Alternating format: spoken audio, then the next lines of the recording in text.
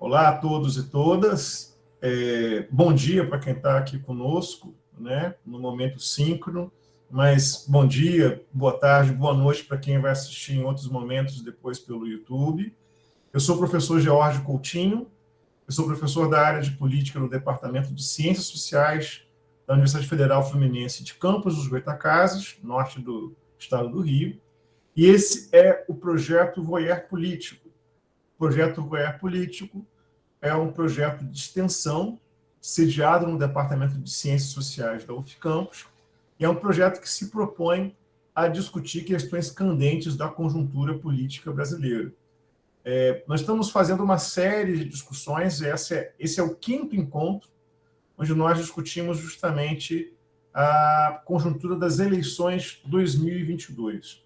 Ou seja, desde outubro de 2021, desde outubro do ano passado, nós estamos fazendo encontros com uma periodicidade bimensal, né? Bimestral, no caso, de cada 2 meses, né? Para podermos justamente nos dedicar a discutirmos os elementos, os personagens, os cenários, né, das eleições 2022. Né? Nesse sentido, a gente já teve diversos colegas aqui, desde gente que acompanha a política e a questão dos evangélicos no Brasil, passando por colegas da ciência política, da sociologia, né, trazendo uma série de enfoques para podermos aí pensar, analisar e discutirmos as eleições de 2022, sabendo, pelo menos em nossa perspectiva, e o que justifica, inclusive, a existência desse projeto, é que justamente as eleições de 2022 não são eleições normais. Né? A gente considera que justamente, pelo menos desde 2014 para cá, nós não vivemos propriamente um período de normalidade, né, democrática, né? Nós temos aí abalos, né, digamos, na estrutura, na arquitetura, né, da democracia brasileira, né? Inclusive, aí, lembrando o professor Bruno Vanderlei Reis, né, é um truísmo falar que as instituições estão funcionando, né? E elas podem estar funcionando mal também. Então, na nossa perspectiva, pelo menos desde 2014, aí nós passamos por alguns abalos, alguns sustos na arquitetura da democracia brasileira que justificam que nós tenhamos aí um pouco mais de atenção, né, para essa conjuntura, em especial, como eu falei, das eleições de 2022.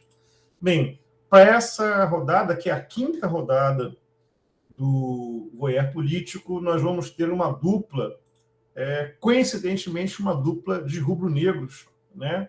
Para termos essa conversa aqui sobre eleições, né? Eu vou apresentar a ambos, né? No caso, nós vamos ter hoje o Roberto Dutra e o Fábio Siqueira, ambos professores, né, atuando aqui na região. O Roberto é professor do Laboratório de Gestão e Políticas Públicas na UENF. É doutor em Sociologia pela Universidade de Humboldt, Alemanha, e foi diretor de Estudos e Políticas do Estado no IPEA nos anos de 2015 e 2016. E, sendo sociólogo político praticante, tem produção que vai desde a teoria social até debates sobre desigualdade brasileira, fora que o Roberto, para quem o conhece e o acompanha, sabe que ele, volta e meia, está fazendo também intervenções na conjuntura. Né? Roberto também é um analista conjuntural de mão cheia, como nós sabemos. Fábio Siqueira, é mestre em Planejamento Regional e Gestão de Cidades pela Universidade Cândido Mendes e professor do Instituto Federal Fluminense, tendo passagem por diversas instituições públicas e privadas na região nas últimas décadas na função docente. Fábio foi membro do diretório do Partido dos Trabalhadores em Campos dos Goytacazes entre 1996 e 2015. Ou seja, Fábio tem uma vivência dentro do Partido dos Trabalhadores que é absolutamente relevante para esse debate que nós vamos ter hoje. Fábio também fez parte da Comissão Executiva Municipal do Partido entre os anos de 1997 e 2000 e os anos de 2000 e 2013. Né? Além de tudo, o Fábio também além de ser um acompanhante aí da conjuntura política, também tem uma vasta experiência na atuação sindical, especialmente na questão sindical do professorado na região, né? Então, vai ser uma discussão importante, na medida em que hoje nós temos uma delimitação da nossa conversa, essa quinta rodada, que é olharmos um pouco um dos personagens centrais, né, da disputa eleitoral para a presidência em 2022, que é o ex-presidente Luiz Inácio Lula da Silva, né? Por que justamente a gente olhar com um pouco mais de atenção esse personagem? Não é pouca coisa. Eu acho inclusive, uma situação curiosa, porque o Lula ele é um personagem importante.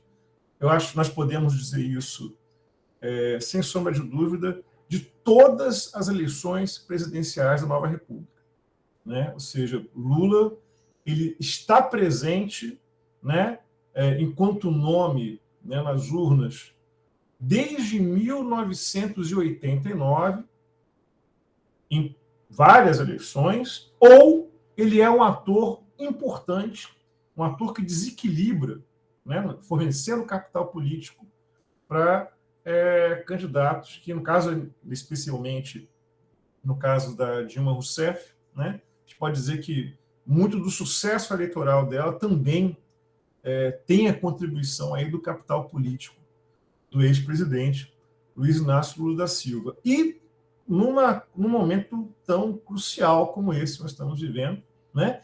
E um personagem que vale aí lembrar, né, que estava na concorrência eleitoral de 18, foi retirado artificialmente da competição, ou seja, foi levado à cadeia, né, por quase aí 2 anos, né, por um longo período, né, em um processo, inclusive, que foi invalidado, né, por instâncias, inclusive, supranacionais, né? Ou seja, e agora ele retorna um pouco como uma espécie de fênix, né? E apontando como um favorito, né, quase que nesse momento imbatível. Inclusive, a última Datafolha colocou aí o Lula com toda essa biografia política. Ele é o vencedor, pelo menos na última simulação da Datafolha, com relação a todos os outros adversários. Ele bate todos, né? Então, quer dizer, eu acho que vale a pena a gente ouvir, pensar, ponderar um pouco sobre esse personagem, né? Para esse jogo eleitoral, né? Aí, lembrando, né? Discutir política é discutir diferentes níveis de jogos, né? Esse é o jogo que nós temos, que é o jogo da disputa eleitoral, né? Mas, claro, vale a pena a gente discutir também, né, outros níveis, né, de discussão e de atuação desse personagem na política brasileira, do presente e do futuro, né, na medida em que, por exemplo, na hipótese, né, das pesquisas estarem corretas, né, nós teríamos aí, embora seja bastante cedo para dizermos isso, e como dizia o Pedro Malan, no Brasil até o passado é incerto, imagina o futuro. Mas está se desenhando aí a possibilidade de nós termos um terceiro governo Lula, né, talvez em 2023. Isso, segundo as pesquisas, como dizia aí um outro ilustre personagem da centro-esquerda brasileira, o Ciro Gomes, a preço de hoje, né, justamente está se desenhando aí um terceiro governo para 2023 o governo do presidente Lula. Então, vamos começar a conversa. Vamos começar pelo professor Fábio Siqueira. Inclusive, agradeço ao Fábio desde já e agradeço ao Roberto também por estarem aqui hoje, dispondo de seu tempo, para a gente poder conversar um pouco sobre essa conjuntura. Também agradecer a Larissa, que está aqui representando aí a audiência. Então, Fábio, a bola está contigo, eu sei que de bola também você entende, né? De então, jogar, estou prejudicado há algum tempo, entendeu? Mas a gente, como analista, a gente quebra o galho. Eu sei que você é bom olheiro das duas artes, da política e do futebol, né? Então, vamos nós, Fábio, está contigo aí 15 minutos. O que você está pensando sobre esse personagem, sobre essa concorrência eleitoral? Fica à vontade. Bom dia, George. Obrigado pelo convite, né? Você, o seu laboratório aí, a instituição, por poder estar participando desse projeto importante que você promove aí de extensão, né, na nossa universidade. Eu sou egresso da UF, minha formação de graduação ainda em Niterói, na época, porque o curso de História não tinha aqui em Campos. Estou velho, né? Como diria Trajano, vem de longe, né? Então, obrigado pelo convite e parabéns pela iniciativa aí do projeto. Bom dia, Roberto, velho companheiro de longa data também. Bom dia, Larissa, que está aqui conosco, dá o prazer da audiência. Enfim, né? Vamos dentro do que propõe aí o professor Jorge expressou aí, o que propõe a nossa conversa aqui hoje, fazer alguns comentários, alguns pitacos. Depois o professor Roberto vai brilhantemente dialogar aí conosco dentro dessas questões que o Jorge levantou a bola aí, né?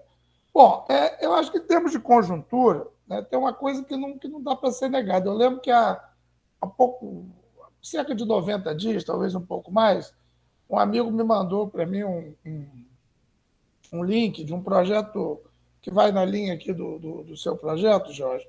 É uma coisa interessante. É ligado ao pessoal da Fundação, ok, da Fundação Getúlio Vargas de São Paulo. É um podcast desse, geralmente está no YouTube, chama Fora da Política Não Há Solução. É bem interessante, né? E nesse episódio, que já tem 90 dias, acho que é às sextas-feiras que eles postam, não sei exatamente com qual regularidade, que o meu amigo professor Gustavo Carvalho, que sempre manda atenciosamente os links para mim, né? Mas há 90 dias, o Cláudio, que é o professor lá que coordena o projeto, conversando com o professor Abruzzo, também da FGV de São Paulo, que é um arguto analista, né, de pesquisa de cena política. E é interessante observar que o professor Abruzzo falava 90 dias atrás ou 100 dias atrás, ainda está valendo para hoje. Você pega as últimas pesquisas aí, 3 rodadas de pesquisa depois, o cenário parece mais ou menos estável, né? E aí eu acho que a grande dificuldade para a reeleição do presidente Jair Bolsonaro continua sendo o que o professor Abruzzo destacava, e eu achei assim, uma observação muito interessante, há 90 dias atrás, que é a dificuldade, a despeito de tudo que se tentou de lá para cá, agora parece que a estratégia é jogar dinheiro de helicópteros, né, como diz o jargão aí, né? Mas tudo que foi tentado de lá para cá, desde ameaças em termos de golpe, de saídas autoritárias ou de iniciativas políticas, programas de cunho assistencial, nada deu resultado, né? Continua valendo 100 dias depois, 100 dias depois, o que o professor Abruzzo disse lá atrás. O grande problema de Bolsonaro é que ele não consegue perder rejeição. E eu diria, né, vocês podem me corrigir, estou aqui com a responsabilidade de dialogar com 2 professores que têm uma expertise aí na universidade de analisar essas questões, muito mais propriedade acadêmica que eu faço uma observação muito de militante, né, de historiador também, mas tem aqui muito, como o Jorge já destacou, da minha vivência de militante político, mas parece difícil de reverter essa tendência de perda de rejeição. Parece uma rejeição cristalizada. E aí eu queria dialogar com vocês, parece um número difícil de ser superado no eventual segundo turno. Eu continuo ainda muito prudente com relação a considerar alguns analistas e alguns professores também, pesquisadores, pessoal que trabalha com pesquisa, acha que há uma possibilidade de resolução da eleição no primeiro turno. Eu vou manter uma prudência, acho que aí temos uma distância muito grande como o Jorge citou aí, né, o veterano político que dizia que eleição é igual, política é igual nuvem, né? Agora está de um jeito, daqui a pouco pode estar de outro. E no Brasil, onde a variação do tempo é muito mais volátil, né, isso também, infelizmente, pode se refletir na política. Então, acho cedo para dizer que a gente vai ter a definição em primeiro turno. Mas se você olha para o índice de rejeição do Jair Bolsonaro, também não dá para dizer que isso não é possível. É possível, sim.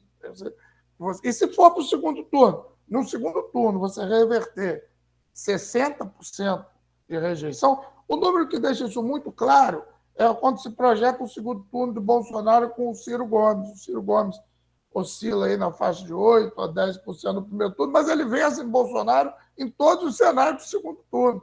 Mas parece que fica muito evidente essa dificuldade do presidente superar a rejeição.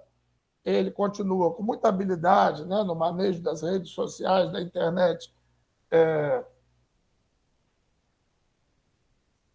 consolidando, fidelizando o seu eleitorado cativo, né, os chamados bolsonaristas, segmentos ligados a policiais, igrejas, com um recorte de que adere a ele, né, segmentos das religiões cristãs, setores ligados ao agronegócio, enfim, esse conjunto de atores sociais que se identificam com o chamado bolsonarismo está muito consolidado.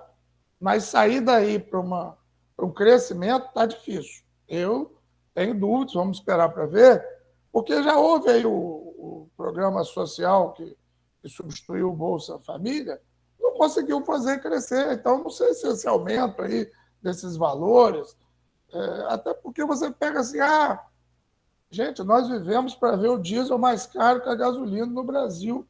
Então, acho que mesmo esse voucher para caminhoneiros, vamos aguardar, né? Mas acho que é difícil ele reverter essa tendência. Uma outra questão que está colocada, né, eu vou guardar um tempinho aqui para falar do Lula, conforme a provocação do George, mas rapidamente, depois a gente desdobra isso no debate, é a questão de risco de golpe.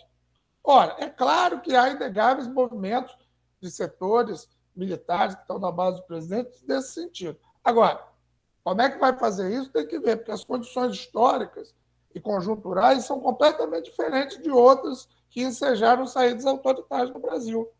Né? Conversava um pouco antes aqui com o professor George, professor Roberto, como a Globo hoje faz coisas impensáveis, como exibir no Canal Brasil ontem, no horário nobre, o filme em efeméride ao aniversário do cineasta falecido Fábio Barreto, Lula, o filho do Brasil. A Globo botou às 8, 7 horas da noite no Canal Brasil.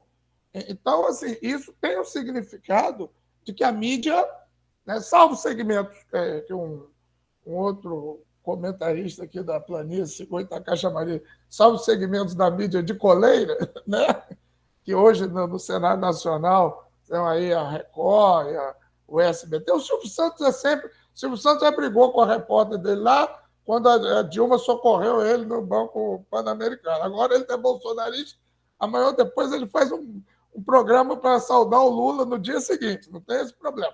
Mas, ora, ele está na imprensa de coleira por interesses comerciais lá da sua emissora. Opinião pública. Já acabamos de dizer, rejeição e nota. Então, é difícil dar um golpe nessas condições. Botar o tanque na rua nessas condições não é simples. Até porque, né, eu já fui... A minha iniciação científica foi lá no Museu Nacional com o professor Celso Castro.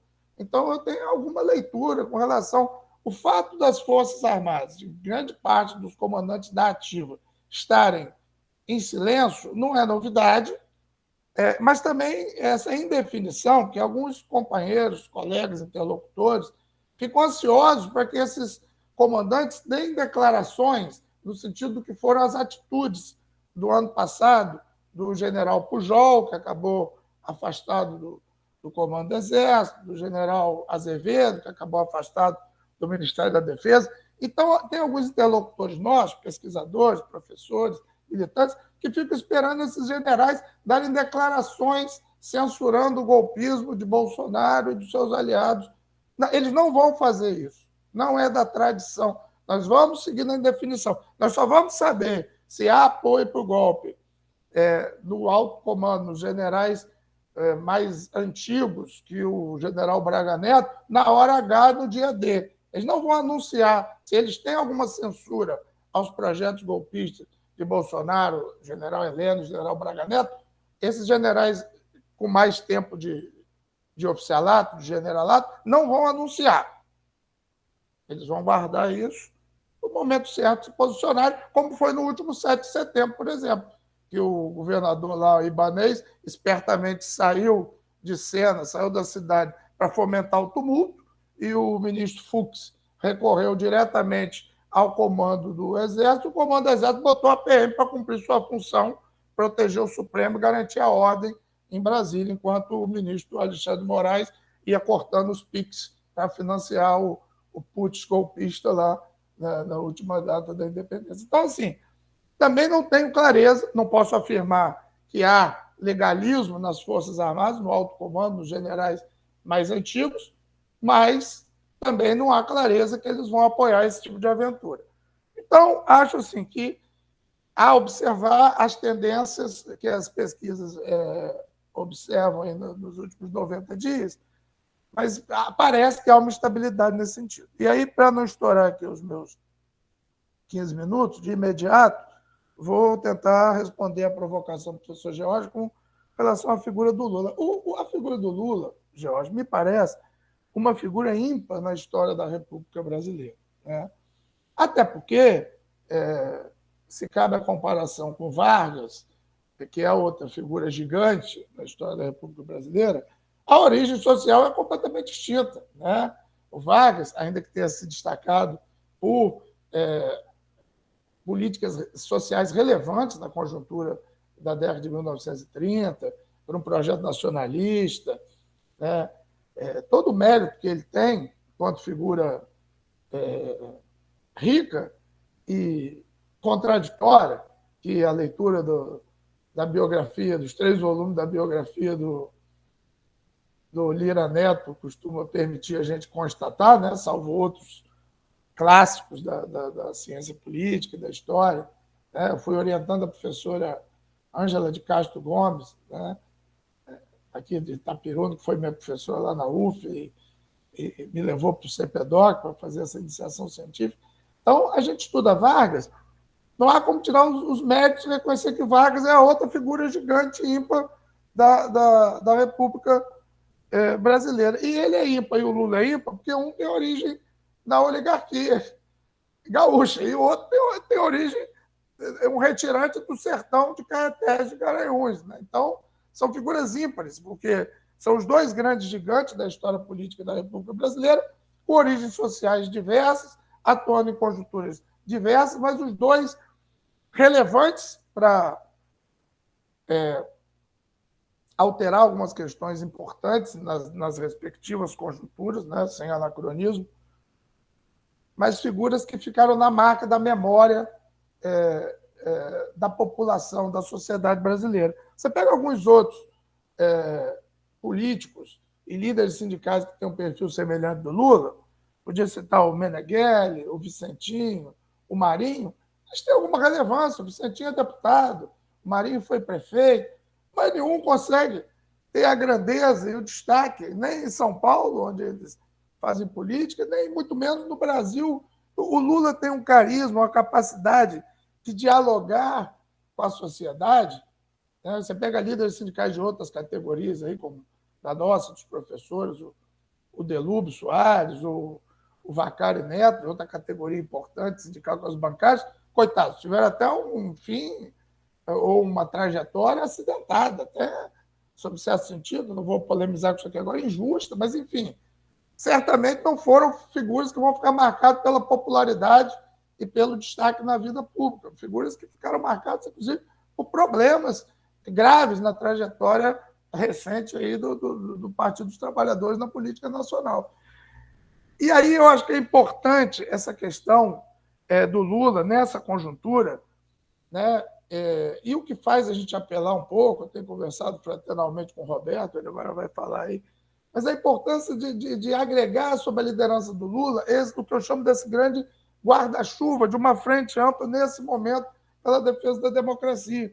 Porque ele consegue uma relação que outras lideranças políticas ainda não conseguiram na disputa do voto popular e do diálogo, de uma linguagem própria que permita apresentar ideias ou projetos, ainda que essas ideias e esses projetos, sobretudo os projetos, não estejam muito, às vezes, muito bem anunciados, que às vezes não estão muito construídos mesmo, nós vamos conversar aqui, eu sei que isso às vezes irrita especialmente o professor Roberto, mas mesmo com essa indefinição, o Lula consegue dialogar e apresentar uma expectativa para a população, que é uma coisa relevante. E para finalizar, já estou estourando aqui meus 5 minutos, não é à toa que as pesquisas qualitativas que nós temos, salvo engano, se vocês tiverem acesso a outras, né, é importante a gente dialogar aqui, mas todas que eu tive acesso destacam que a questão da memória da economia. Há 12 anos atrás, 16 anos atrás, no governo Lula, é o que é o principal fator de popularidade do Lula e de intenção de voto hoje. Então, assim, daqui a pouco a gente complementa no debate, houve um projeto que, inclusive, nem é totalmente do PT, ou não é do PT, né? É um projeto que vem lá do PSDB, de 94, de Fernando Henrique. Mas esse projeto permitiu a gente ter uma realidade, uma realidade, ainda que tenha sido limitada a questão do consumo, que hoje é um dado importante para esse cenário eleitoral que se coloca aí. Eu vou ficar por aqui e mais adiante a gente volta aí a essas questões, dialogando aí com vocês. Excelente, Fábio, excelente. Inclusive, o Fábio ele falou que ele exerceria uma pontualidade britânica. Eu percebi que ele também consegue fazê-lo até mesmo no controle do relógio. Deu 15 minutos cravados, o professor Fábio já encerrou a fala dele, você nota que... Não é fácil, não, que a gente costuma falar demais, mas vamos exercitar a disciplina. Nota que o Fábio ele parece gostar de um relógio, né? Muito obrigado, Fábio, pelas observações. Cara, quando eu brinquei que eu ia exercitar a pontualidade, é que às vezes eu não sou bom nisso, mas hoje está dando tudo certo. Então você fez as pazes com o relógio. Então.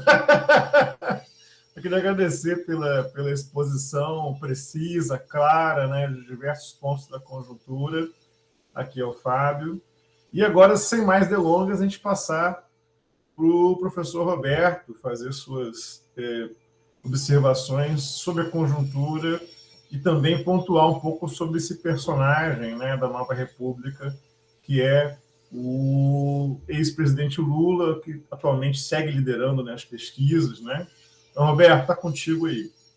Pode deixar que, inclusive, quando chegar, faltando 5 minutinhos, eu aviso aqui no chat, né? E vamos nós.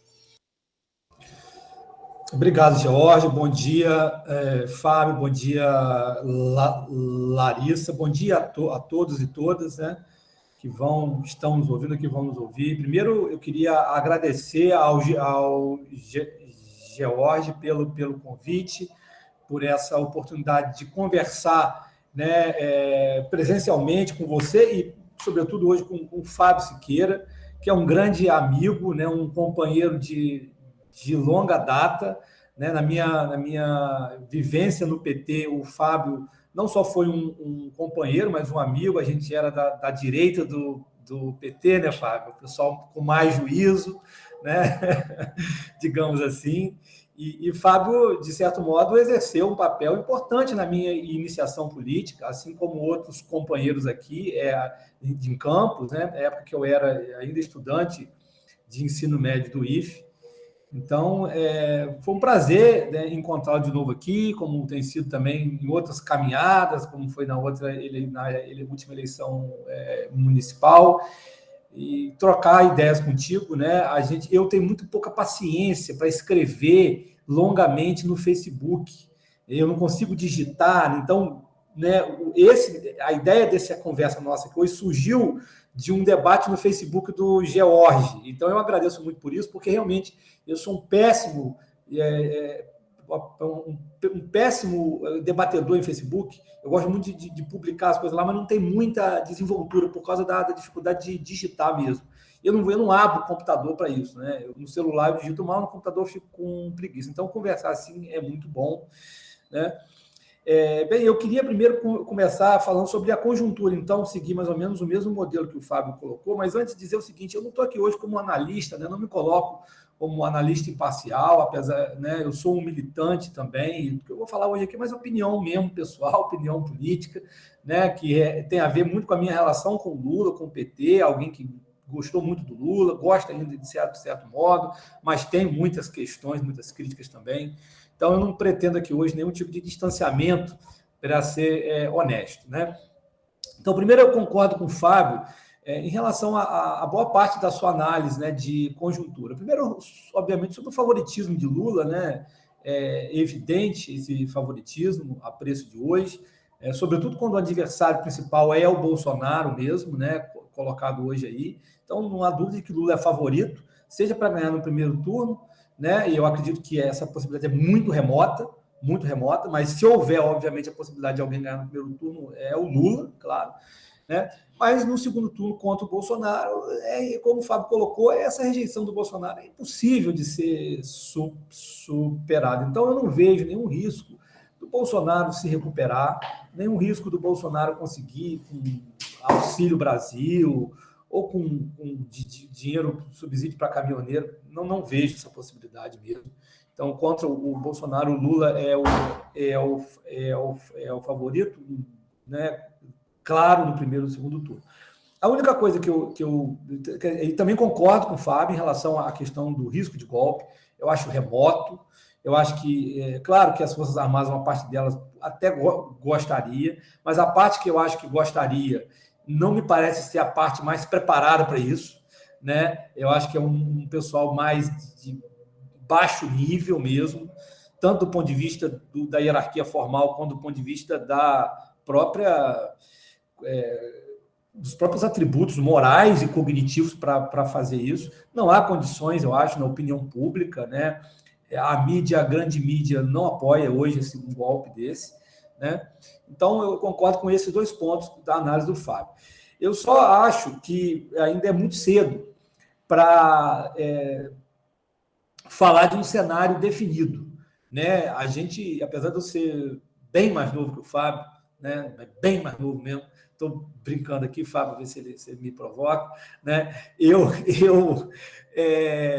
acompanhei algumas eleições presidenciais, não todas de perto, e um pouco de experiência que eu tenho, Fábio, né, Fábio? Eu acho que assim, eleições, muita coisa pode mudar e tem mudado no próprio período eleitoral. Eu não estou nem falando das imprevisibilidades, né? Que Deus queira que não aconteça nenhuma, porque essa é uma eleição perigosa, infelizmente. O Lula tem sido vítima e os apoiadores de Lula têm sido vítimas de ataques inaceitáveis. Essa coisa do drone, por exemplo, é um absurdo que as pessoas fiquem na internet fazendo apologia à compra de drone e o que aconteceu lá em Minas Gerais, né? A própria segurança do Lula tem sido desafiada, né? Então é muito preocupante. Deus proteja o Lula e proteja todas as pessoas de qualquer tipo de ataque, que a gente sabe muito bem de onde pode vir, né? Mas, independentemente disso, muitas coisas podem acontecer. Nós já tivemos, né, uma eleição com um candidato faleceu, o outro tomou uma facada, pode ter candidato que desista, enfim. Mas, independentemente disso, movimentações rápidas do eleitorado são muito comuns, né? Em 2014, isso aconteceu mesmo antes do Eduardo Campos falecer e da Marina entrar no jogo. Então, não é só porque eu sou apoiador do Ciro, e ainda hoje mais pessimista do que eu estava, mas eu ainda tenho uma fagulhazinha de esperança, para ser sincero. Eu acho que algumas coisas podem se movimentar, né, a partir do lançamento das chapas e de uma definição mais clara, realmente, de quem vai ser candidato mesmo. Então, não acho que está totalmente definido que nós teremos aí Bolsonaro e Lula só nessa disputa, né? O Lavareda, que é um cientista político que tem acertado muitas previsões eleitorais, essa semana disse, olha, realmente, né, o cenário mais provável é uma disputa polarizada, Bolsonaro e Lula, mas é possível, sim, que haja uma triangulação, né, Bolsonaro, Lula e Ciro, como aconteceu em 2014, Aécio, Dilma e Marina, né? Então, eu ainda acho que pode acontecer surpresas aí, e concordando com Lavaredas, o único candidato que pode eventualmente despontar para bagunçar esse jogo é Ciro, né? Então, esse é o único ponto que eu discordo um pouco da análise do Fábio de conjuntura, mas de resto eu concordo, né? Quer dizer, é o único. Aí o outro, mas eu vou entrar, eu vou deixar para falar na parte do Lula, o significado dessa frente ampla, né? Mas eu queria falar mais do Lula mesmo, né? Como personagem, né? E, claro, eu vou tentar fazer algumas análises aqui, mas como eu digo, como eu já disse aqui, nenhum tipo de parcialidade, né? Eu não tenho a pretensão de nenhum tipo de imparcialidade, porque, primeiro, que eu já gostei muito do Lula. Segundo, que depois de não gostar, depois de gostar muito, eu passei a não gostar. Então, não dá, né? Se tem uma coisa que tem na minha relação com o Lula é emoção, afeto, seja negativamente, seja positivamente, não tem como, né? Mas mesmo assim, tem algumas coisas que eu acho que a gente pode concordar. Primeiro, concordando com o George, né? E com o Fábio também. O Lula é o maior, é o grande personagem, ele não é o maior, ele é o grande personagem da nova república, né? Se a gente for comparar, né, o período de 30 a 64, que Fábio rememorou aqui para comparar Getúlio com Lula, foi um período muito conturbado, teve golpe, teve Revolução de 30, depois teve golpe de Getúlio, depois teve redemocratização, Segunda Guerra, um período de 34 anos, né? E o período agora, de 88 a 2022, é um período de 33 anos, né? Não há dúvida de que Getúlio Vargas foi o grande personagem do período entre 30 e 64, né? A República Velha não teve um grande personagem, né? Mas o período varguista, não à toa, o período nacional desenvolvimentista, que não foi só, obviamente, Vargas no poder, assim como não foi agora Lula, teve Vargas como próprio personagem. E agora, né, a Constituição de 88 trouxe Lula. Eu acho que os dois personagens, inclusive, sintetizam bem as vicissitudes e contradições dos seus respectivos períodos. Eu acho que grande parte, aí vamos falar do Lula, grande parte dos avanços e daquilo que a Constituição de 88 conseguiu trazer, né, enquanto Constituição de um país democrático e com algum tipo de justiça social, tem a ver com Lula, né? E também os limites, as contradições dessa nova república tem a ver também com os limites de Lula, né? Não é só Lula, a pessoa, né? Mas aqui, né, obviamente o PT, e também, como lembrou Fábio, olhando hoje de mais de longe, né, Fábio, não tem como a gente não reconhecer, né, as afinidades mesmo entre PT e PSDB, que nessas eleições podem se tornar, inclusive, explícitas no apoio de grandes quadros históricos do PSDB à candidatura de Lula. Então, o que é Lula, gente? Lula é, né, weberianamente falando, sabe, né, sem querer puxar aqui para a sociologia, mas é uma coisa que já é na nossa conversa de botequim, né? Lula é um grande líder carismático, né? E concordo com o Fábio, é o maior líder carismático da história da República Brasileira. Nisso ele supera Vargas, né? Eu não vou entrar nessa coisa de quem foi o melhor presidente. Para mim, Vargas foi o melhor, acho que Lula nem sei se está no G4, né? Mas em termos de liderança carismática, o Lula é, sem dúvida nenhuma, o maior personagem da história da nossa República. Porque ele tem essa origem popular, que Fábio ressaltou, né? E ele não só tem a origem popular, mas ele conseguiu ser o líder carismático de segmentos sociais que nunca tinham sido incluídos na política brasileira. O povão analfabeto só teve direito ao voto na Constituição de 88, né? E esse povão analfabeto que teve direito ao voto na Constituição de 88, ele só foi se identificar com um grande líder, com uma grande liderança política na eleição de 2006. né? O realinhamento eleitoral que aconteceu na eleição de 2006, o Lula ganha em 2002, muito ainda com um voto predominantemente de classe média, né? Claro que já tinha um povo ali presente na eleição de 2002, mas é na eleição de 2006 que o Lula se torna um líder carismático de alinhamento popular. Ele já era um líder carismático, mas um líder carismático sindical, né? Muito mais ligados a sindicatos, a setores de classe média progressistas. Em 2006, não. Em 2006, ele se torna o cara do povo, né? E o maior legado de Lula, para mim, e eu faço aqui minhas as palavras do professor Roberto Mangabeira Unger, que foi também ministro de Lula e de Dilma, né? Apesar de não ser petista e crítico, né? Mas ele para mim, define o grande legado de Lula da forma mais precisa que eu já encontrei alguém fazer, que é o seguinte: o maior legado de Lula é ter permitido, através da sua figura, a identificação positiva do povo brasileiro consigo mesmo, né? Então, assim, depois de Lula, até Bolsonaro, de certo modo, só é possível porque teve Lula, né? Lula quebrou o paradigma, né, de que pobre tem que votar em doutor, né, de que pobre só confia em votar em doutor. Então, houve um processo que eu posso dizer de democratização simbólica do próprio carisma com Lula. Eu estou sendo muito elogioso ao Lula, né? Isso tudo para depois começar, né? Não a detonar o Lula, estou brincando aqui, mas assim, a contar as contradições. Quando eu digo que esse é o maior legado do Lula, né? Eu estou dizendo, não estou dizendo pouca coisa, porque a democracia brasileira era uma democracia muito fechada até 88, né? A maioria do povo não votava. Então, a partir de 88, o povo não só passou a votar, como passou a encontrar uma grande liderança, né? E encontrou. Qual é a maior, portanto, a maior virtude para mim da democracia brasileira, né, pós-88? É a mesma virtude que está representada em Lula. Ou seja, é a virtude do povo. Vou usar aqui o termo povo mesmo, né? Porque tem classe média, tem a classe média baixa, tem o povão mesmo, né? Os que a gente antigamente chamava dos descamisados, né?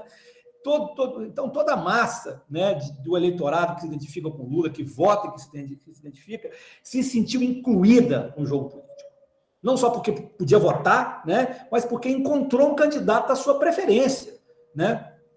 Então, isso é, obviamente, né, um avanço muito grande.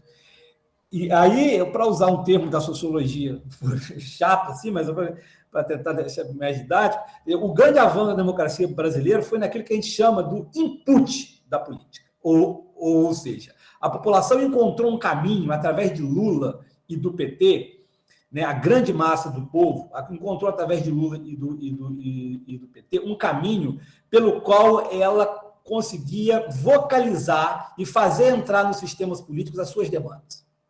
O input, aquilo que vai, né, as demandas sociais que entram no sistema político. A grande contradição, né, do governo Lula, apesar das políticas públicas que deram certo, as políticas sociais, mas depois eu vou entrar numa análise, depois a conversa a gente vai poder falar mais isso, mas a grande contradição do período democrático, que para mim está encarnada em Lula e nos governos do PT, que não são só também os governos de Lula, né, é a dificuldade de produzir os outputs, ou seja, a dificuldade de atender às enormes demandas, né, que vêm da sociedade e também de criar as condições estruturais e, sobretudo, realizar transformações estruturais para atender todas essas demandas, que são demandas difusas, mas que envolvem, né, questões muito claras, que eu acho que estão colocadas, né, pode resumir, né, em duas questões, ou seja, um processo de degradação socioeconômica.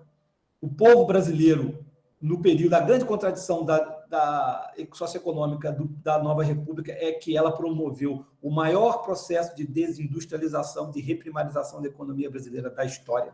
Enquanto o período de 30 a 64 promoveu o maior processo de industrialização da economia brasileira da história, o período da nova república promoveu o maior processo de desindustrialização. E nesse período, o governo Lula foi o que mais acelerou a desindustrialização, mais do que o Fernando Henrique, né? E isso é uma contradição muito grande, porque o Lula vem dessa indústria, né? Então, essa degradação econômica brasileira, ela inviabiliza atender demandas, né? E a segunda é a degradação dos serviços públicos, né? Que ficou muito aquém do esperado nos governos Lula. Mas, enfim, a gente continua conversando sobre isso depois. Desculpa aí pela passada do tempo. Excelente, Roberto. Não há que desculpar.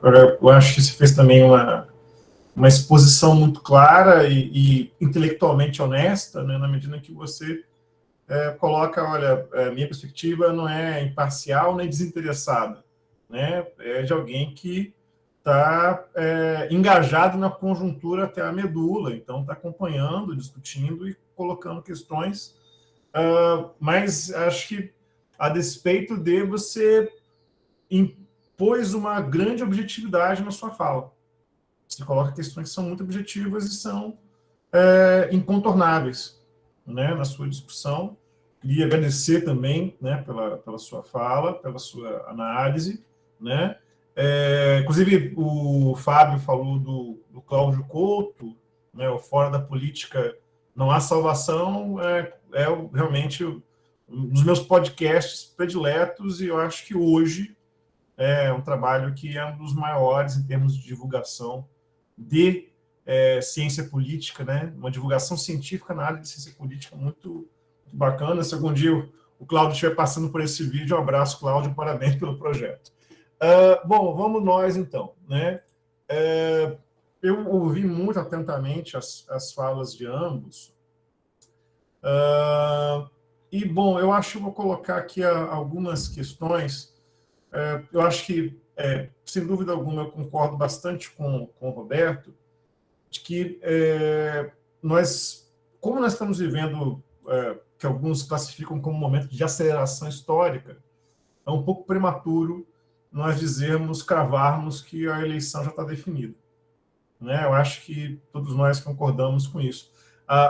As pesquisas, elas indicam tendência, né? A possibilidade, né, que não é remota, dada as circunstâncias, de se resolver ou no primeiro ou no segundo turno com a vitória do ex-presidente Lula. Mas eu também concordo que, como nós estamos vivendo... a realidade, ela é infinitamente complexa e multivariada, né? Então, usando um pouco de um conselho psicanalítico lacaniano, é importante a gente se permitir se surpreender, né? Isso vale como uma saída para as neuroses, né? É importante se permitir surpreender. Mas, porém, como eu falei, nós temos uma série de dados, né, que apontam que tem aí uma tendência importante. Concordo bastante, né, com vocês, à medida que vocês colocam que, aparentemente, talvez nós não tenhamos um golpe clássico no Brasil, né? Do sentido de tanque na rua, né? Um movimento disruptivo, dramático, eventualmente algum tipo de movimento de violência política, né? Com sangue, etc. Concordo. Mas aí eu concordo também bastante, eu vou citá-lo aqui, com o professor Oscar Vilhena, da FGV, em que ele coloca que, na verdade, um pouco na linha, né, do Daniel Ziblatt, do Steven Levitsky, naquele clássico, né, o Como as Democracias Morrem, né, que, na verdade, talvez você não precise ter um golpe no sentido clássico para você ter um processo de deterioração muito profundo dentro do processo institucional, né? Dado que, especialmente o Vilhena, ele nota o seguinte, o que o governo Bolsonaro utilizou de decretos, portarias e nomeações para determinados órgãos, inclusive de presidentes de institutos e afins, que são militantes contrários à missão da instituição, isso daí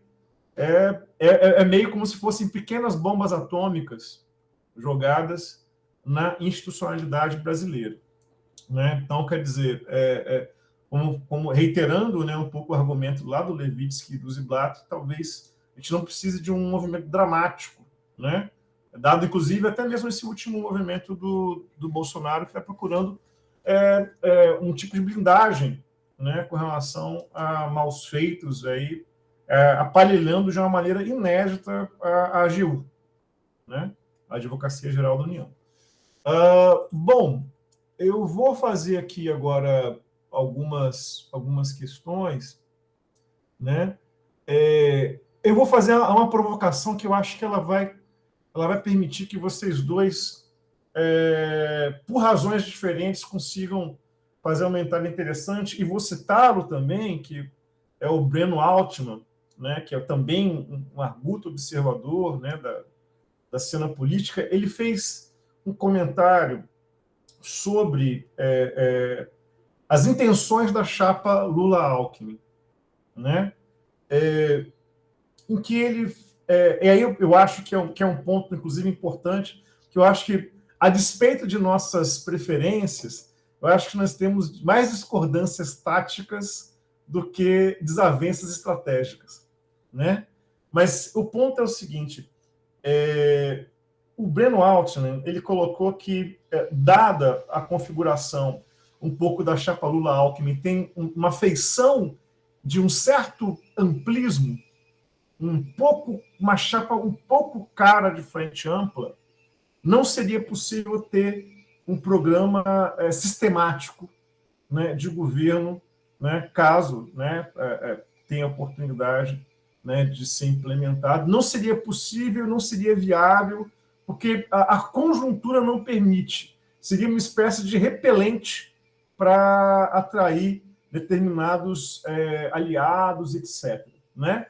Bom, e eu sei que justamente o Roberto mesmo é um cara que defende de maneira bastante veemente, né, a construção de elementos programáticos sistemáticos para poder lidar, né, com o governo e projetos, etc. Eu queria saber, Fábio e Roberto, como é que vocês se posicionam diante desse argumento, que não é, evidentemente, um argumento tolo, né, do Breno, né, sobre essa questão de que não seria, dados os aspectos da conjuntura, viável nós termos um programa sistemático, né, de governo para os próximos anos, caso a chapa seja bem sucedida. Bom, eu acho que por enquanto, para essa primeira provocação, é isso. Eu vou pedir, até porque eu quero fazer uma segunda rodada, eu vou pedir mais ou menos uns 5 minutos para cada um. Claro que pode extrapolar um pouquinho, né? Uns 5 minutos para cada um, que eu vou controlar aqui, para a gente poder discutir um pouco essa questão. É o momento de nós termos conteúdos programáticos, sistemáticos dos programas de governo, ou não é? A conjuntura, ela exime ou não exime desse, entre aspas, dever de casa, né? Eu acho que essa é uma primeira questão para vocês, e vou controlar aqui, né, nos próximos 5 minutos. Primeiro, vamos começar pelo Roberto, né? Porque agora para poder inverter, já do que o Fábio abriu, né?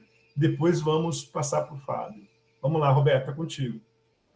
George, excelente questão, cara. Eu acho que você tocou no principal ponto que eu tenho divergências com, por exemplo, com o Fábio, né? Eu sei que o Fábio tem uma leitura, ele pode me corrigir, eu espero que eu esteja errado, de que a conjuntura exige sim uma aliança ampla, uma frente ampla, e eu concordo com ele, concordo com quem diz isso, né? Mas que essa exigência de uma frente ampla inviabiliza um programa claro e radical, no sentido de atacar questões estruturais, né? A minha concordância com o Fábio o momento exige uma frente ampla, né? Mas a exigência de uma frente ampla não exime e nem é um obstáculo, né, a construção e a oferta de um programa de transformação nacional que toque em questões estruturais. Eu escrevi, por conta disso, justamente em 2020, publiquei no meu blog na Folha, um artigo chamado Radical no Conteúdo e Ampla na Forma, a esquerda em busca do centro perdido. Os meus argumentos, esse tem sido o ponto, para mim, mais importante desde que eu comecei a olhar o Lula e o PT com um certo olhar crítico. Porque esse sempre foi o argumento para não ter um programa de transformação. Não, nós não podemos ter um programa de transformação, atacar questões estruturais como a dominância financeira na economia, a reprimarização da nossa economia, transformada hoje no Brasil num grande fazendão, problemas estruturais da educação, da saúde, da segurança pública, dos transportes, enfim. Questões estruturais não poderiam ser abordadas porque o Brasil só pode ser governado com governos amplos, de grandes alianças. Eu sempre fui um defensor das alianças, e por isso eu me identificava com o Fábio no PT, com o grupo da direita do PT, né, os aliancistas, né, e não vejo nenhum problema com Alckmin, não tenho essa implicância com Alckmin, já sonhei em Alckmin como vice de Ciro Gomes, né, Alckmin não é problema, não é um ator que dificulta aliança nenhuma, não vejo essa celeuma, não vejo motivo dessa celeuma em torno de Alckmin. Para mim, o problema não é Alckmin, o problema é Lula. O problema, para mim, é essa crença ou esse hábito do lulismo de achar que as ideias vão aparecer na hora certa, que haverá um momento correto e a gente vai pegar o nosso plano de mudança, o nosso projeto e vai mostrar. É como se houvesse algum projeto para mostrar, escondido, mas não há projeto. Esse não há oferta, né? O projeto, o PT hoje divulgou que recebeu 5.000 propostas do projeto de governo. Gente, pelo amor de Deus, que populismo é esse? Um projeto de governo é a construção de elites políticas e é discutido e ofertado ao povo. Não se constrói um projeto de governo com 5.000 propostas que o mercadante vai selecionar. Então o meu ponto historicamente, grandes processos de transformação política e social liderados por governos eleitos, primeiro, não foram processos sectários. Pegue Vargas, né? Pegue Roosevelt, né?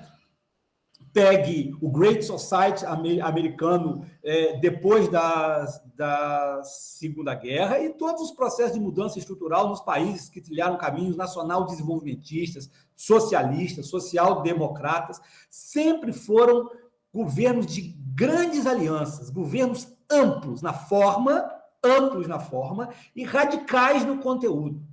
É possível ser amplo na aliança e radical no conteúdo. Mas veja, ser radical no conteúdo não é esquerdismo, não é ser um governo radical de esquerda.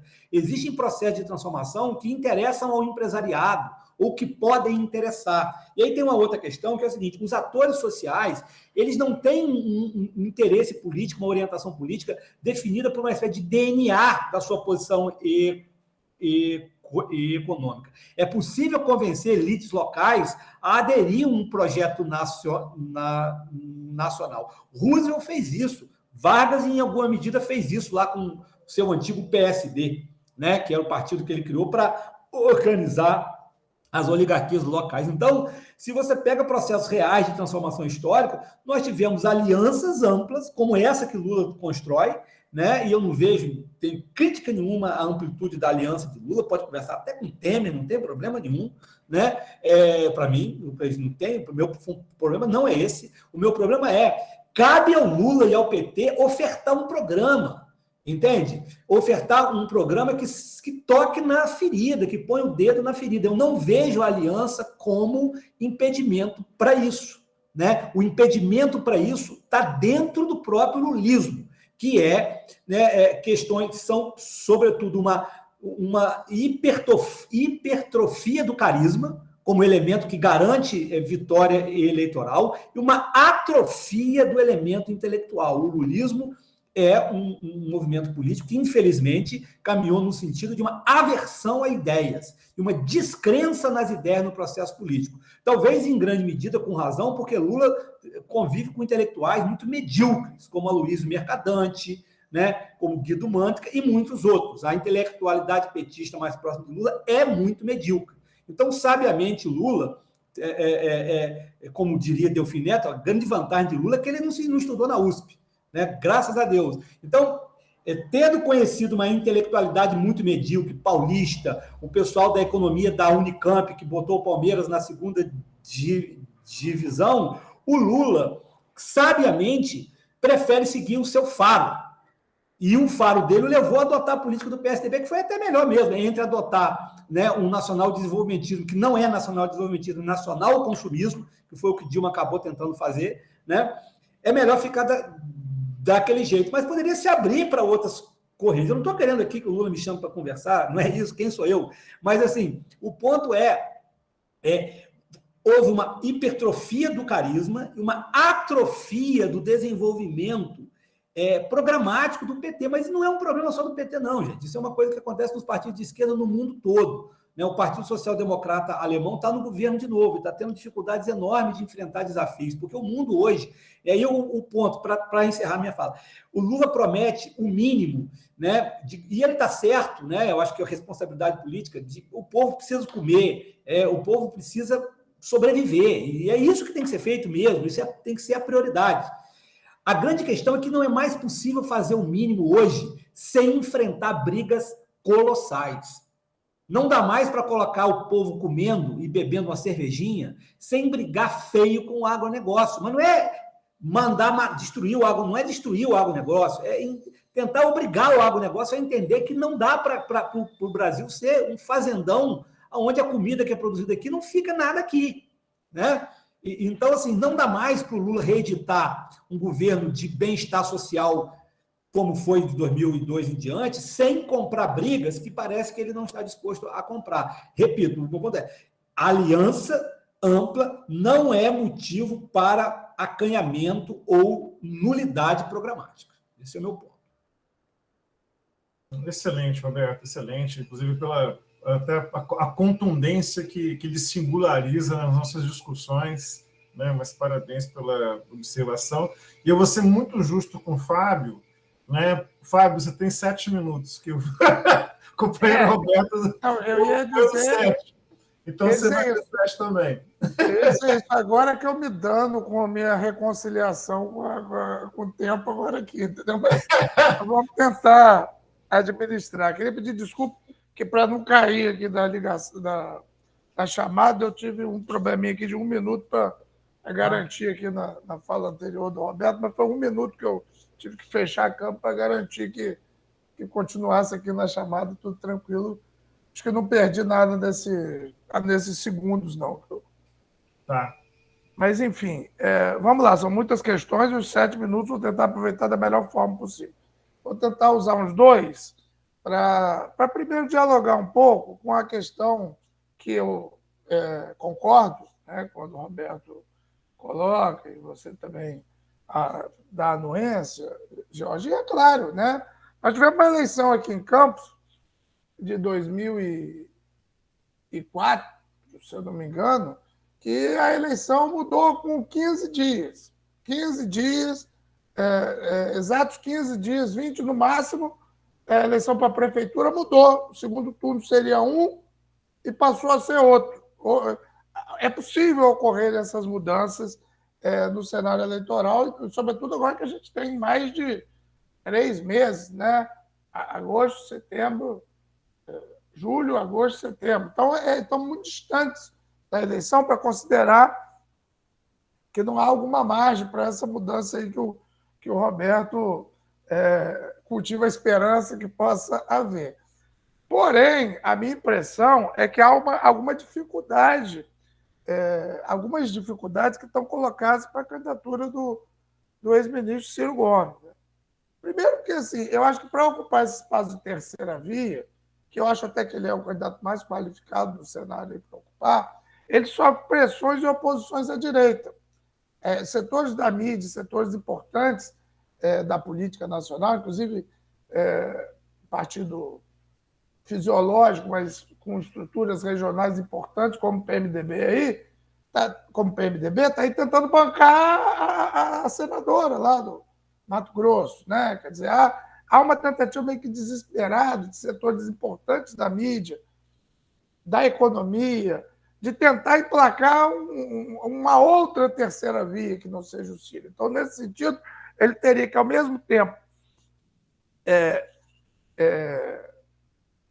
tirar votos do Bolsonaro e do Lula, eu já vou dizer porque eu acho isso uma coisa um pouco difícil, e, ao mesmo tempo, enfrentar oposições que ele sofre para entrar para se consolidar nesse papel que ele já vem mantendo há anos, em algumas eleições, como terceira via. Outra coisa é que ele começa a sofrer alguns problemas também eleitorais na própria base do PDT. Isso é uma coisa ainda muito velada, porque o Carlos Lupe tem um controle grande do partido, do PDT, mas eu diria que há deputados, candidatos a deputados, candidatos a governos em alguns estados que começam a ficar um pouco preocupados com a dificuldade de crescimento e com o prejuízo que isso pode trazer nas suas campanhas em termos regionais e eleitorais. E também por uma dificuldade que eu acho que o Ciro tem, que aí é o trunfo tanto do Lula, como foi dito pelo Roberto, quanto do Bolsonaro, que é na questão da comunicação, por uma questão de estilo, talvez de temperamento, de personalidade. Às vezes o discurso do Ciro e talvez até por si mesmo, se propôs ser um discurso mais qualificado em termos de discussão de questões programáticas, ele tem dificuldade na comunicação de acessar o eleitorado. Se você pegar as últimas pesquisas, que fazem isso deliberadamente, parte do eleitorado do Ciro já questionada, né? Já aparece, algumas das pesquisas da semana passada fizeram isso, já cogitam, não, mas posso mudar meu voto para o Lula. E acho que talvez Ciro tenha dificuldade em produzir um movimento contrário, tirar votos do Lula ou tirar votos do Bolsonaro, porque cada um a seu estilo e dentro do seu eleitorado. O Lula e o Bolsonaro falam muito para um popularesco, para uma grande parcela do eleitorado que não consegue, Roberto, e nem tem a expectativa de reivindicar ou de cobrar uma discussão mais qualificada em termos de programa. Então, muitas das vezes, o Ciro fica falando com uma parcela muito restrita da sociedade. Enquanto Lula e Bolsonaro, eu acho que hoje, e aí a dificuldade, eu acho, de reversão dessa tendência, já meio que cristalizaram, e já vem com isso cristalizado, no caso do Lula, há mais de 20 anos, de cerca de 60 a 80 milhões de eleitores. Eu acho que o Bolsonaro, infelizmente, tem 30 milhões de votos aí consolidados em um popularesco de caráter religioso, de caráter fundamentalista, melhor dizendo, religioso, de caráter conservador, de caráter preconceituoso, de uma série de aspectos negativos que, infelizmente, para nossa surpresa, afloraram muito fortemente na nossa sociedade recentemente. Então, acho que nós temos, assim, 30 milhões de brasileiros e brasileiras. Já tive a oportunidade de discutir isso com o Roberto, ele acha que é menos, eu espero que seja, mas a minha impressão é que a gente tem 30 milhões de brasileiros e brasileiras num território assim, de muito fundamentalismo, de muito conservadorismo, de muito... Eu não vou nem usar a palavra fascismo, porque a gente tem sido acusado de vulgarizar essa expressão, mas de muito conservadorismo, de muito fundamentalismo religioso, de muito autoritarismo, né? E isso dificulta, eu acho, o Ciro entrar nessa seara. E a estabilidade do Lula, de certa forma, talvez dificulte também. Então, eu acho que isso aponta aí para uma estabilidade nessa tendência. Pode mudar? Pode mudar. Como eu disse, já tivemos uma eleição aqui na nossa cidade que mudou em 20 dias. Pode mudar, né? Vamos ver. Para tentar ser disciplinado, me manter disciplinado aqui no tempo, eu quero dizer que eu acato a crítica do Roberto com relação à questão da dificuldade dos governos do Lula, vou ficar do Lula, não vou nem falar do governo do PT, e foi interessante que eu fiz o meu mestrado no período do governo Dilma, então eu pude fazer essa discussão lá com meus professores, e acho que é verdade, né?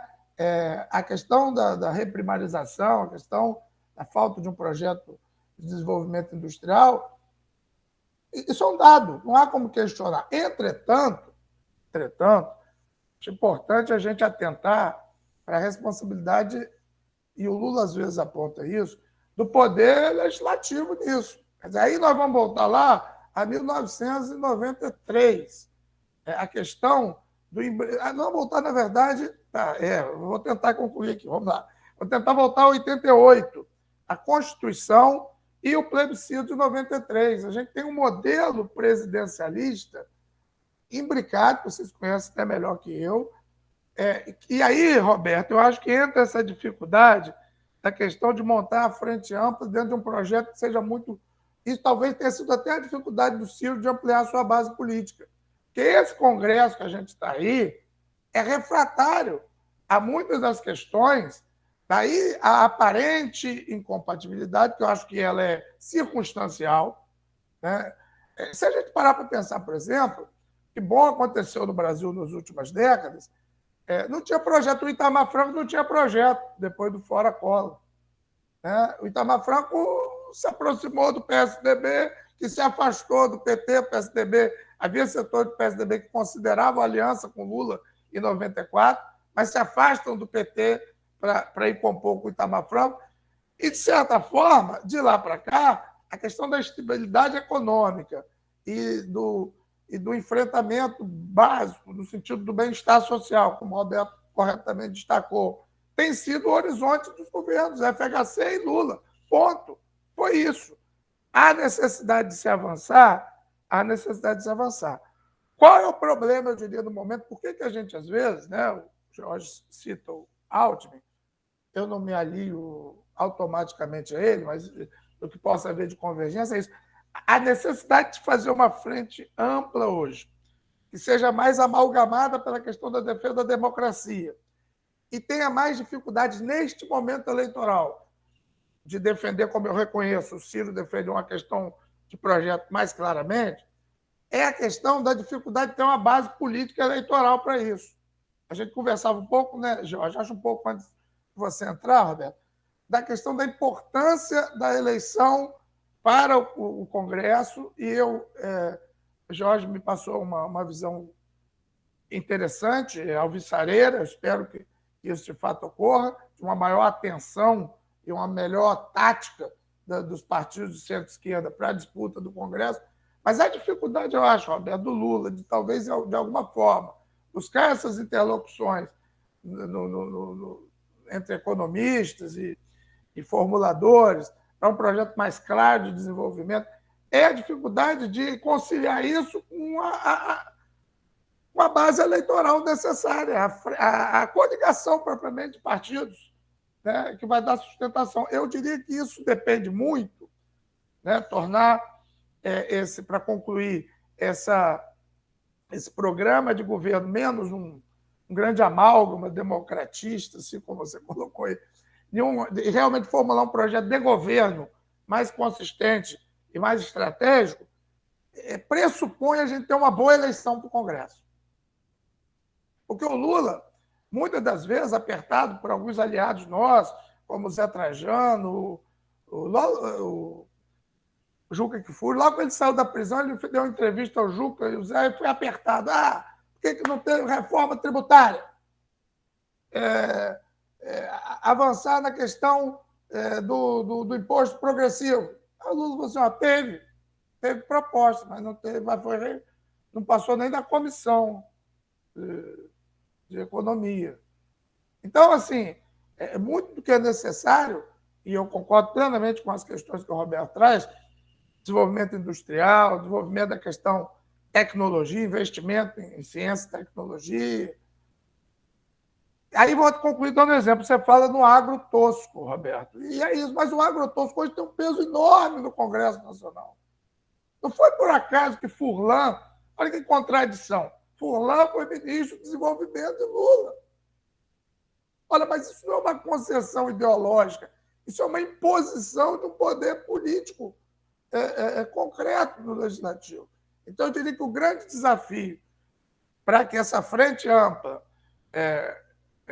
com o Alckmin e com outros, possa afunilar para um projeto mais eficiente, que nos contemple de visão de desenvolvimento, é preciso que a gente tenha um poder legislativo melhor, mais qualificado, capaz de encampar e de bancar essa agenda.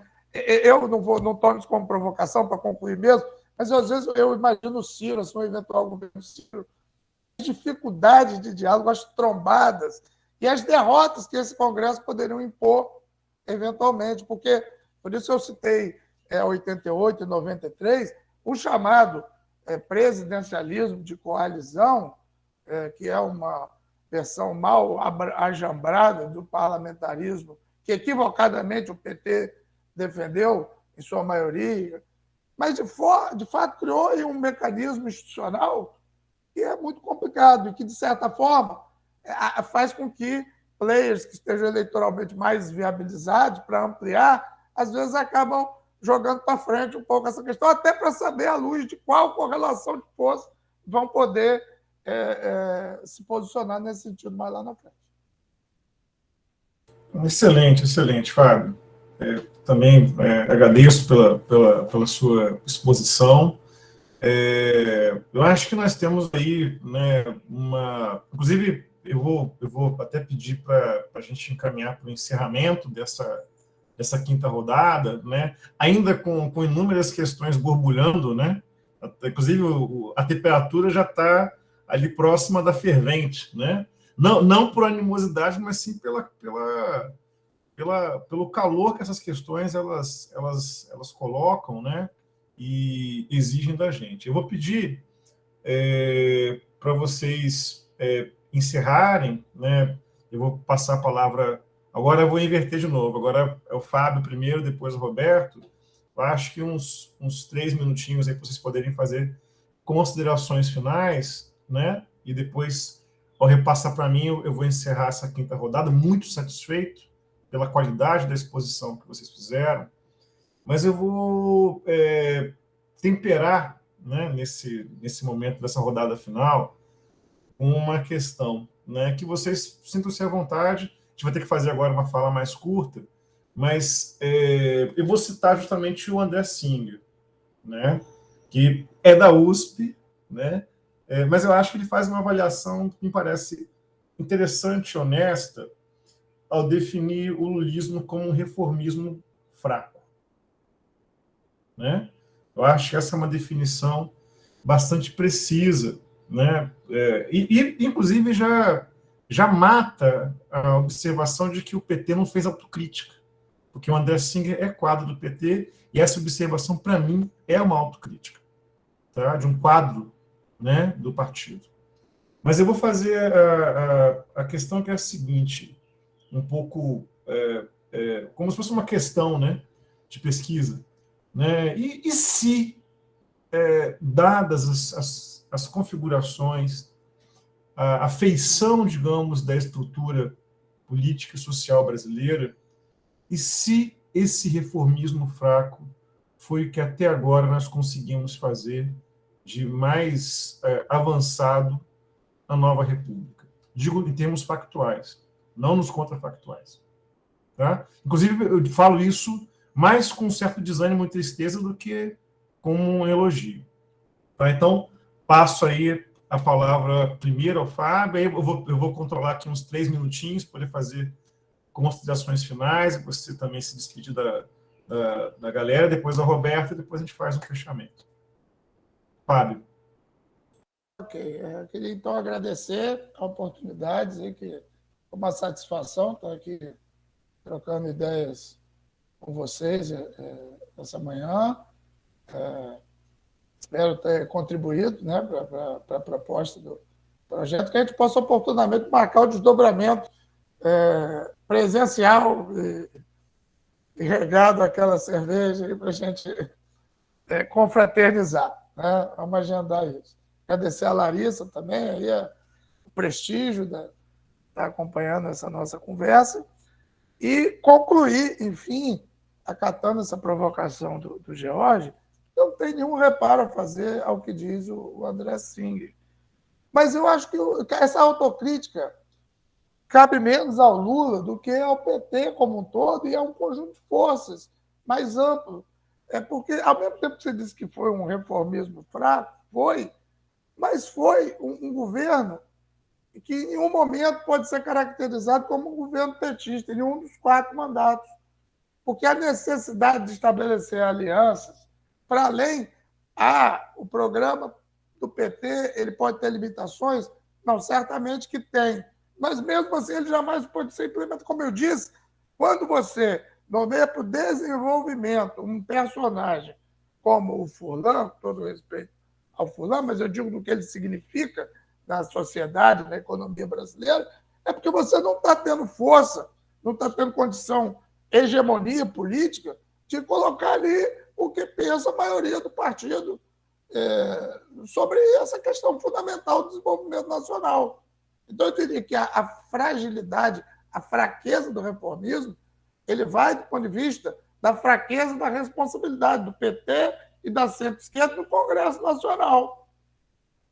Não é por acaso que Bolsonaro se apresenta e chega ao poder como outsider, mas ele nunca foi outsider, nós sabemos disso, estava lá há 30 anos, e vinha da arena, mas aí ele hoje faz isso aí, ó. Tá aí as denúncias que têm aparecido, né? Por quê? Porque ele sempre soube jogar esse jogo. A campanha competente nas mídias, na internet, nas redes sociais de outsider era fake news. Era fake news. Bolsonaro se adaptou muito melhor à relação com o Centrão, porque Bolsonaro, como ele mesmo já disse, perdeu a vergonha e disse recentemente, ele sempre foi do Centrão. E o nosso Congresso é o Centrão. Eu perdi meu tempo. A gente nunca perde tempo. Eu perdi meu tempo. Ele é parte do livro dessa grossura que Cunha lançou depois de sair da prisão, né, para concluir, Eduardo Cunha. Mas é muito interessante, Roberto. É claro que eu não li. Tem certas bobagens lá, como ele quer falar de história, eu não vou ler isso, porque, modéstia à parte, eu não vou ler Cunha escrevendo sobre história. Mas quando ele entra na discussão do microcosmo, da micropolítica, do processo do impeachment, é interessante, mesmo sabendo que essa é a versão dele, não a verdade, porque uma coisa é fato, ele era representante legítimo daquela casa quando ele é presidente. E Bolsonaro é o presidente legítimo dessa casa que está aí na legislatura. E eu diria que essa é a nossa grande dificuldade. Eu acho que tardiamente, George, as esquerdas, os setores sérios, inclusive liberais da política brasileira, estão atentando que nós não vamos conseguir nada. Fraternamente, Roberto, o Ciro também não vai conseguir nada, além de um reformismo fraco, com esse Congresso que está aí. Corre o risco de inventarem uma coisa surreal como pedaladas para querer pedir um processo de impeachment dele. Esse é o problema. E aí eu diria que isso aí é o mesmo fator eleitoral da sociedade brasileira que leve a popularidade do Lula, às vezes, ser tão grande, como já dissemos aqui, e outras figuras do movimento sindical com a mesma trajetória dele não tem, porque ele fala a linguagem do povo.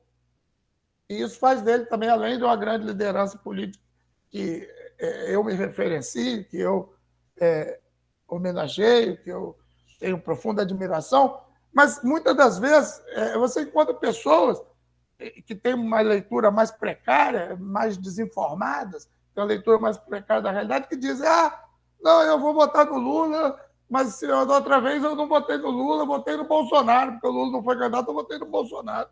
Eu já ouvi isso de algumas pessoas, todo respeito, mais simplórias.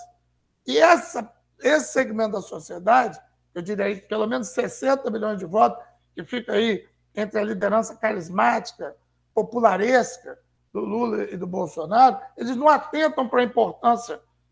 Tanto que vão votar no Tiririca, vão votar no Romário, vão votar no Frank Aguiar, vão votar nesses personagens, que acabam tendo um impacto. Agora tem lá uma disputa do Tiririca com o Eduardo Bolsonaro pelo número, e o Tiririca está ameaçando não ser candidato. É aquela questão, Jorge, da celebridade que você estava colocando. Então, eu diria assim, para concluir, que eu já estourei meu tempo, é fundamental para que a gente possa ter um reformismo um estado de bem-estar comprometido com o desenvolvimento e com o avanço econômico, aos moldes de JK, ou historicamente de outras referências keynesianas no mundo. É um movimento interessante hoje, acho que vocês têm acompanhado alguns economistas, né, como Naidu, Rodrigue, o Piketty, que é o maior, que permitem isso. Só que parte majoritária da sociedade brasileira está fora desse debate. E aí vai eleger esse Congresso cheio de pastores, de fábrica, representante de lobby de fábrica de arma, de bancada da pior acepção do agro possível. Então, eu diria que o desafio, meus companheiros, para a gente poder, de fato, avançar em um projeto que nos contemple, é qualificar o Congresso Nacional, ter hegemonia. O Lula, ou o Ciro, ou qualquer presidente que queira ter um projeto de desenvolvimento, tem que ter uma hegemonia real, porque se o Lula teve um reformismo fraco, foi porque ele teve uma hegemonia fraca também. É isso. Excelente, Fábio. Obrigado pela sua contribuição, pelas suas observações, muito argutas e muito sensatas e meio um pouco duras, né? Mas não porque a tua fala é dura, mas sim porque a conjuntura ela é dura, né? Roberto, agora as suas considerações finais, por favor. Bem, primeiro eu queria agradecer, George, a você e ao Fábio por essa manhã de conversa, uma conversa muito interessante, muito excelente clima, e já 1h30 passa rápido, é por isso que quando a gente está no bar, a gente acha que ficou só 2 horas, quando vai ver ficou 5, 6, 7, né? E nem vê o tempo passar, né, Fábio? Então, realmente... lá tem um aditivo também, né? Exatamente, mas mesmo sem a cerveja, eu achei que passou muito rápido, né? Então, não deu, né, para a gente conversar sobre tudo. Mas, enfim, eu vou pegar... Acho que a sua questão, Jorge, é ótima, e eu diria o seguinte, né? Eu concordo com a análise de André Singer, com a definição do lulismo como reformismo fraco, e eu diria, pegando o gancho da minha fala inicial, não é só uma característica do governo do Lula, é uma característica de todo o período da Constituição de 88. Né? Tudo que nós tivemos em termos de reformas sociais, econômicas, tirando o período inicial do governo Fernando Henrique, porque concordando ou não com aquelas reformas, foi um reformismo mais forte, mas o período como um todo é um período, né? Ou seja, o reformismo fraco define a nova república. Né? E aí, o lado ruim disso é isso mesmo, ou seja, é um período que os desafios, os grandes desafios econômicos e sociais do país parece que não puderam ser enfrentados pelo arcabouço institucional da Constituição de 88. Então, eu sou uma pessoa muito decepcionada, né, com a Constituição de 88 e com a nova República. Às vezes eu acho que a nova República já ruiu, já faliu, a Constituição de 88 já foi abolida, e eu acho que o teto de gastos abolir a Constituição de 88, por exemplo, né? E a gente não percebeu, né? Mas esse pessimismo meu, pessimismo não, essa visão negativa sobre o que foi, também me abre um pouco de janela de esperança, confiando no fato, em um eventual governo Lula, que eu não quero que ocorra, eu prefiro o Ciro, né? Mas vamos pensar aqui, o eventual governo Lula vai ser um governo de contradições explícitas, né? E o Lula não vai poder fazer muita coisa se ele não assumir um protagonismo de hegemonia muito maior. Talvez o fato dele não assumir agora, na campanha, uma disputa de hegemonia dificulte isso, mas a habilidade política dele, né, talvez permita que ele consiga surpreender. E eu acredito que os atores sociais e os atores políticos também, eles não estão determinados por aquilo que já foram no passado e nem totalmente determinados pelas suas circunstâncias, né? Nesse ponto, eu discordo um pouco do Fábio em relação ao Congresso. Fábio, um presidente eleito no início de mandato tem uma autoridade política muito grande. O Lula mesmo teve, Fernando Henrique mesmo teve, ele consegue encaminhar reformas. Se ele tiver projetos, se ele tiver uma visão, e, sobretudo, se ele tiver uma hegemonia social em torno de uma visão de país, que não precisa ser uma visão como o Ciro tem, uma visão excessivamente acadêmica, intelectualizada. ela pode ser uma visão traduzida, e ninguém melhor que Lula para poder traduzir uma visão complexa, porque Lula é um homem muito inteligente, ele consegue transitar entre o mundo intelectual, o mundo mais, digamos, mais sofisticado, que é mais o nosso mundo, né? E o mundo mais do povão mesmo, né? Ele poderia ter sido feito, e aí a minha bronca com Lula mesmo, sabe? Quando você tem uma hegemonia, quando você constrói uma hegemonia, o desperdício, o Lula é um desperdício, né? Quando você constrói uma hegemonia em torno de ideias-força, né? Não é um livro, em torno de ideias. Esse país precisa de indústria, algo assim. Quando você, com essa hegemonia construída no período pré-eleitoral e eleitoral, o presidente empossado, ele tem muito mais poder do que se ele não tiver essa hegemonia. Então, essa hegemonia, o Brasil é um país presidencialista, né? E, sabiamente, o povo brasileiro o manteve presidencialista, porque o presidencialismo, eu acho o parlamentarismo uma excrescência política, né? Eu acho que não tem futuro no mundo, a Europa parlamentarista está ruindo. Eu sou um defensor do presidencialismo e de um presidencialismo cada vez mais forte. Eu acho que é preciso recuperar a autoridade do presidente da República. Nós precisamos de mais poder ao presidente da República. O Fábio está certo num ponto. O Fernando Henrique teve mais poder que o Lula. O poder presidencial, o protagonismo presidencial no Congresso diminuiu com o Lula, diminuiu com a Dilma. Isso significa, então, que você tem razão na parte do seu argumento. É necessário, claro, eleger um Congresso melhor. Esse Congresso é o pior da história, né? Mas é necessário recuperar o poder, a autoridade presidencial. O povo brasileiro confia no protagonismo presidencial, né? E confia no caráter plebiscitário. É preciso um presidencialismo plebiscitário. Não ficar fazendo plebiscito. Quando eu falo um presidencialismo plebiscitário, eu estou falando que Lula deveria se aproximar mais. Ele está falando aqui de Lula, né? Embora eu não vá votar nele, mas se eu tiver que viver sob o governo Lula, eu gostaria de um Lula mais próximo de Hugo Chávez, um Lula mais próximo do próprio Vargas, um Lula que mobilizasse o povo em torno de agendas, né? Isso é possível, sabe? Isso é possível. O carisma permite isso. O carisma é uma força transformadora da realidade política e social. E o Lula tem essa força. Nenhum outro presidente, o Bolsonaro tem também, né? Mas assim, nenhum outro candidato do nosso campo tem. O Lula tem essa força. Então, só para encerrar mesmo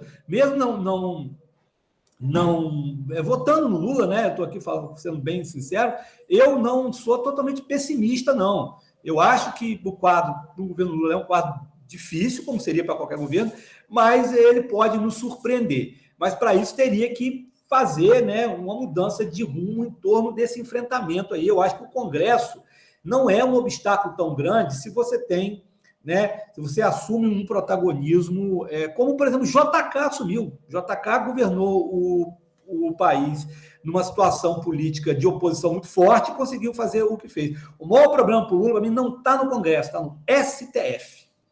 Está no STF.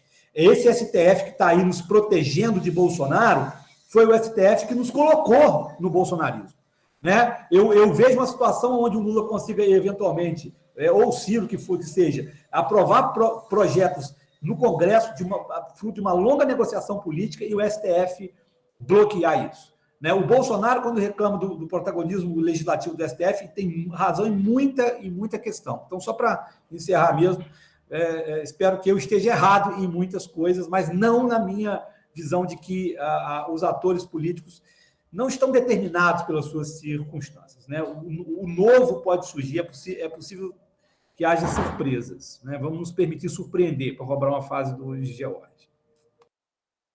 Excelente, Roberto, excelente. Eu queria agradecer demais por essa conversa nessa manhã, né, do dia 29 de junho, né? Estamos aí há 3 meses, né, das eleições, né? Queria agradecer primeiro a Larissa, que acompanhou toda a conversa aqui, né, na audiência, agradecer ao professor Fábio Siqueira, agradecer ao professor Roberto Dutra, ambos pela generosidade de compartilhar algumas reflexões aí a quente, né, sobre conjuntura. A gente sabe que não é um exercício dos mais simples de se fazer. Análise de conjuntura é trocar pneu do carro com carro em movimento, né? Então, aqui a gente tentou fazer alguns exercícios. Só vou comentar a questão do parlamentarismo, basta lembrar que agora Israel, a 5ª eleição em 3 anos, e é uma república parlamentar. Ou seja, todo aquele fetichismo sobre estabilidade, me parece que só aparece esse argumento quando é conveniente, porque, como eu falei, em 3 anos, a 5ª eleição agora, lá em Israel, num regime parlamentarista. Agradeço demais, né? Inclusive depois quem assistiu no YouTube até aqui, né?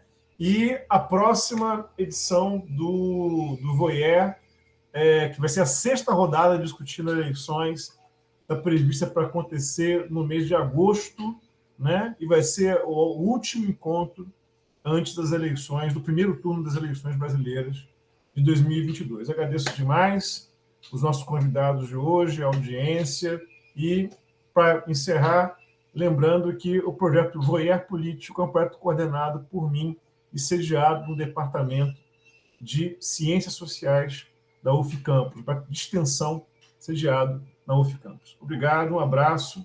Agora vou encerrar aqui a nossa gravação.